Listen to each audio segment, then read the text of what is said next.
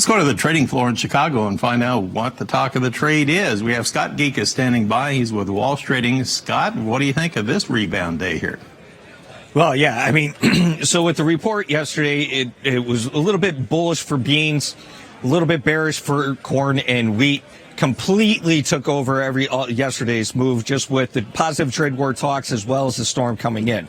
So that's why you're seeing a little bit of bump up in price, a little bit of follow through in the beans, and a complete reversal in the other two markets with corn and wheat. So, you know, that's what we're waiting for. We're waiting for any type of headline coming out.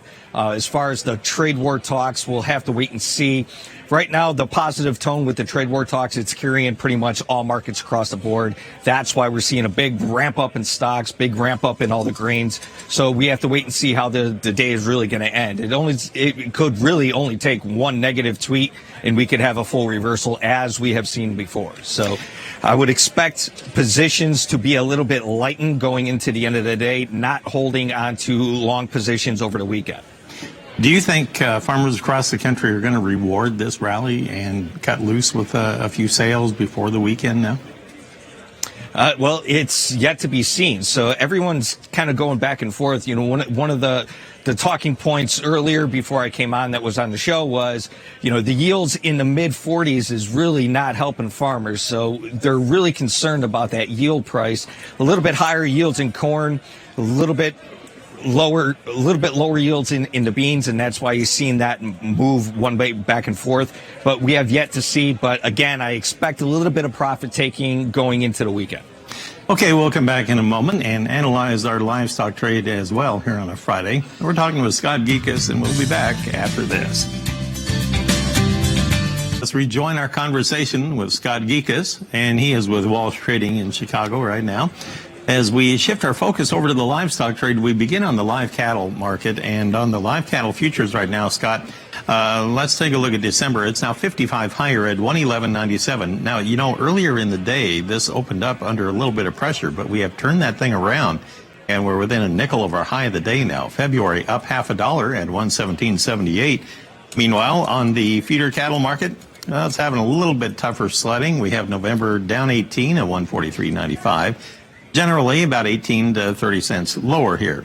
Now, looking at our lean hog trade, everybody's wondering what lean hogs are going to do with all the recent big China pork purchases and everything, and the negotiations going on. Right now, the hogs are firming up. December now at 69.55 would be $1.08 higher after setting a low this morning of 68.67.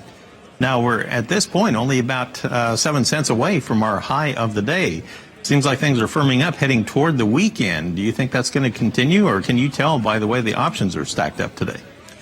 Yeah, well, with the options in the hog market, you have a large upside skew just with everything that's going on. Now, earlier on Wednesday, when I came on, I was talking about the pork prices in China being up 146%. Right. Coming in today, they're up 156% year over year.